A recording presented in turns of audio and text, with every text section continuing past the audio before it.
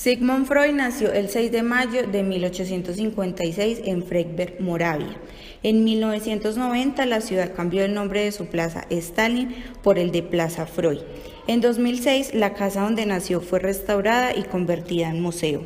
Freud hablaba alemán y hebreo perfectamente, aprendió latín, griego, francés e inglés en la escuela y estudió italiano y español por su cuenta. Freud nació y su padre tenía 40 años y su madre era su tercera esposa, con tan solo 20 años. El padre era estricto y autoritario. De adulto, Freud recordaba la hostilidad y el odio y la ira que había sentido contra su padre en su niñez. Escribió ya que desde 2 años él había sentido que era superior a su padre. La madre de Freud era esbelta y atractiva, se comportaba con su primogénito de forma protectora y amorosa. Freud sentía un apasionado apego sexual por ella, situación que prepararía el escenario para su posterior concepción del complejo de Edipo. Como veremos, una gran parte de la teoría de Freud reflejaba las experiencias de su niñez y por tanto cabe decir que es un índole autobiográfico. Las siguientes palabras escritas por Freud reflejan el efecto que la atención y el constante apoyo de su madre tuvieron en él. El hombre que ha sido el preferido indiscutible de su madre sentirá toda la vida que es un conquistador, con esa confianza en el éxito que a menudo lleva al éxito real. Episodio de la cocaína. Cuando Freud estudiaba en la escuela de medicina, empezó a hacer experimentos con cocaína. Entonces, no era una droga ilegal, ni se sabía que algunas personas se podían volver adictas. Él mismo consumía la droga e insistía en que su prometida, sus hermanas y sus amigos la probaran. Mostraba enorme entusiasmo por la cocaína y decía que era una droga milagrosa y una sustancia mágica que curaría muchos males y sería el medio para obtener el reconocimiento que tanto ansiaba. En 1884 publicó un artículo sobre los efectos beneficiosos de la cocaína. Más adelante se diría que este artículo había contribuido a la epidemia de consumo en Europa y Estados Unidos, que se prolongó hasta la década de 1920. Freud fue objeto de duras críticas por haber ayudado a desatar la plaga de la cocaína. El asunto le produjo ofensa en lugar de fama, y el resto de su vida estuvo tratando de suprimir su aprobación anterior de la droga, eliminando de sus propias publicaciones toda referencia a la sustancia. Sin embargo, por las cartas publicadas mucho después de su muerte, sabemos que siguió consumiéndola hasta entrado en años. Origen sexual de la neurosis. En 1881, Freud inició su práctica como neurólogo clínico y empezó a explorar la personalidad de individuos que padecían trastornos emocionales. En ese momento no tenía un ingreso independiente y pensó que su única opción era dedicarse a la práctica privada.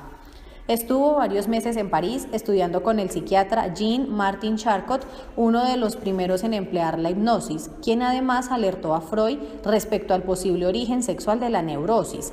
Freud escuchó de un tercero que el problema de un paciente particular era de origen sexual. En ese tipo de casos, dijo Charcot, siempre es cuestión de los genitales.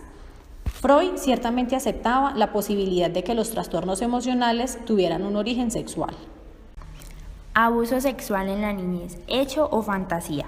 Para 1896, tras varios años de práctica clínica, Freud estaba convencido de que los conflictos sexuales eran la causa primaria de todas las neurosis. Freud creía que esos primeros traumas sexuales eran la causa de la conducta neurótica en la edad adulta. Alrededor de un año después de haber publicado su teoría, cambió de opinión.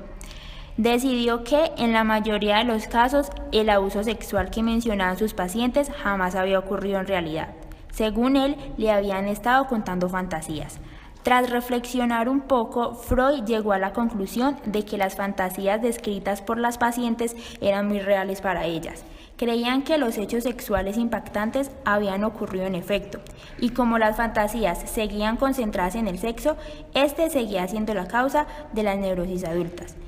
En 1898 escribió que las causas más inmediatas y para efectos prácticos importantes de los males neuróticos se encuentran en factores que surgen de la vida sexual.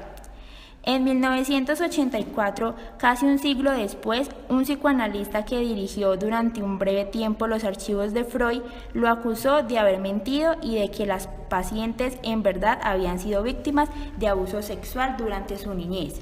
Conviene aclarar que Freud nunca afirmó que todos los abusos sexuales de sus pacientes en la niñez fueran fantasías. Lo que sí negó fue que lo que decían sus pacientes siempre fuera verdad.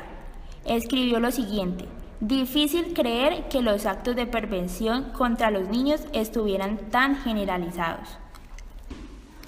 La vida sexual de Freud. Resulta paradójico que Freud, que insistía tanto en la importancia del sexo en la vida emocional, experimentara tantos conflictos sexuales personales. Su actitud hacia el sexo era negativa. Escribió sobre los peligros que entrañaban, incluso en el caso de personas que no fueran neuróticas, y le recomendaba sobreponerse a lo que él llamaba una necesidad animal. Escribió que el acto sexual era degradante porque contaminaba la mente y el cuerpo. Durante su matrimonio había sido imponente ocasionalmente y a veces había optado por la abstención porque odiaba los condones y el coito interrumpido, que eran los dos métodos de control natal de su época. Le molestaba que su esposa se embarazara con tanta facilidad, que se enfermara con frecuencia durante los embarazos y que se negara a otro tipo de actividad sexual. Freud se diagnosticó una neurosis de ansiedad y de neurastenia, que es un estado neurótico que se caracteriza por la debilidad, preocupación y problemas digestivos y circulatorios, atribuyéndolo todo a la acumulación de la tensión sexual. En sus escritos propuso que en los varones la neurastenia era resultado de la masturbación y que la neurosis de ansiedad provenía de prácticas sexuales anormales como el coito interrumpido y la abstinencia, al clasificar así sus síntomas. Para Freud, el paciente más importante fue él mismo. El pináculo del éxito. Inicialmente formuló su teoría por intuición, partiendo de sus experiencias y recuerdos. La construyó siguiendo líneas más empíricas y racionales en razón de su trabajo con pacientes, estudiando los casos de las experiencias y los recuerdos de la niñez y analizando sus sueños. Con este material dio forma a una imagen coherente del desarrollo de la personalidad individual y de sus procesos y funciones.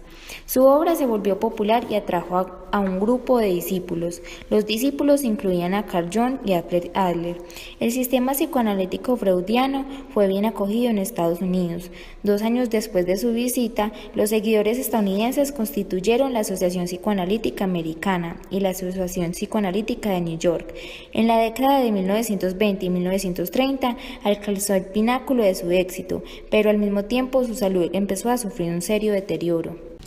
Instintos, las fuerzas que impulsan la personalidad. Los instintos son los elementos básicos de la personalidad, las fuerzas motivadoras que impulsan y dirigen la conducta. Los instintos son una forma de energía fisiológica transformada que conecta las necesidades del organismo con los deseos de la mente. Los estímulos, por ejemplo, hambre o sed de los instintos son internos. Cuando una necesidad se despierta en el cuerpo, como el hambre, genera un estado de excitación o energía fisiológica. La mente transforma esta energía corporal en un deseo. Este deseo, que es una representación mental de la necesidad fisiológica, es el instinto o la pulsión que lleva a la persona a conducirse de modo que satisface la necesidad. El propósito del instinto es satisfacer la necesidad para disminuir la tensión. Cabe decir que la teoría de Freud es un enfoque homeostático porque sugiere que estamos motivados para restaurar y mantener un estado de equilibrio o balance fisiológico a efecto de que no haya tensión en el cuerpo. Tipos de instintos. Instintos de vida. Impulso que asegura la supervivencia del individuo y de la especie mediante la satisfacción de las necesidades de alimento, agua, aire y sexo. Líbido. Para Freud, la forma de la energía psíquica, la cual se manifiesta a través de los instintos de vida que impulsan a una persona a conductas y pensamientos placenteros. Catexia. Inversión de la energía psíquica en un objeto o una persona. Instintos de muerte, impulso inconsciente orientado al deterioro, la destrucción y la agresión. Impulso agresivo, compulsión a destruir, conquistar y matar. Los niveles de la personalidad. En su concepción original, Freud dividió la personalidad en 3 niveles: el consciente, el preconsciente y el inconsciente.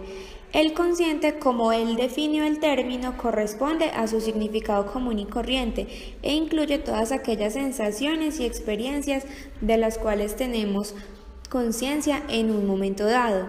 Freud consideraba que el consciente era un aspecto limitado de la personalidad, porque en un momento dado solo estamos conscientes de una pequeña parte de los pensamientos, las sensaciones y los recuerdos.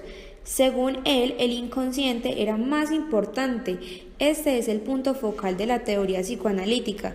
Sus vastas y oscuras profundidades albergan los instintos, esos deseos y anhelos que dirigen nuestro comportamiento.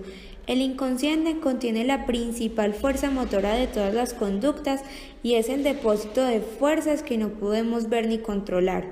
Entre estos 2 niveles se encuentra el preconsciente. Este es el almacén de los recuerdos, las percepciones y los pensamientos de los cuales no estamos conscientes en el momento, pero que podemos traer fácilmente a la conciencia. Con frecuencia vemos que nuestra atención va y viene de nuestras experiencias en ese momento a hechos y recuerdos guardados en el preconsciente. La estructura de la personalidad. Freud revisó su concepto de los 3 niveles de la personalidad e introdujo 3 estructuras básicas de la anatomía de esta: el ello, el yo y el superyo. El ello es el depósito de los instintos y de la libido, que es la energía psíquica que se manifiesta en los instintos. Cuando el cuerpo se encuentra en un estado de necesidad, se produce una tensión y la persona actúa para disimularla con la satisfacción de esa necesidad. El ello opera sujeto a lo que Freud llamara el principio del placer, es decir, dado su interés por reducir la tensión, el ello opera para aumentar el placer y para evitar el dolor. Busca la satisfacción inmediata de sus necesidades y no tolera que ésta se retrase o posponga por motivo alguno. Solo conoce la gratificación inmediata, nos impulsa a querer lo que queremos en el momento que lo queremos sin considerar lo que quieren otros. Es una estructura egoísta, ansiosa de placer, primitiva, amoral, insistente e impaciente. El ello no tiene conciencia de la realidad. El único camino para que el ello trate de satisfacer sus necesidades es mediante una acción refleja y la experiencia de una alucinación o fantasía que le permita cumplir sus deseos y que Freud llamó proceso primario de pensamiento. El yo, su propósito no es frustrar los impulsos del ello, sino ayudar a que éste pueda reproducir la atención como anhela. Dado a que el yo conoce la realidad, decide cuándo y cómo satisfacer mejor los instintos del ello. Determina cuáles son los momentos, los lugares y los objetos correctos y aceptados por la sociedad para satisfacer los impulsos. El yo no impide la satisfacción del ello, por el contrario, trata de posponerla, demorarla o reencauzarla en función de las exigencias de la realidad. El yo nunca es independiente del ello, siempre responde a sus imperativos y deriva de su fuerza y energía de él. El superyo. Existe un tercer conjunto de fuerzas, un potente grupo de dictados o creencias que son inconscientes en gran medida, que adquirimos en la niñez. Las ideas del bien y del mal. En lenguaje común decimos que esta moral interna es la conciencia. Freud la llamó el superyo.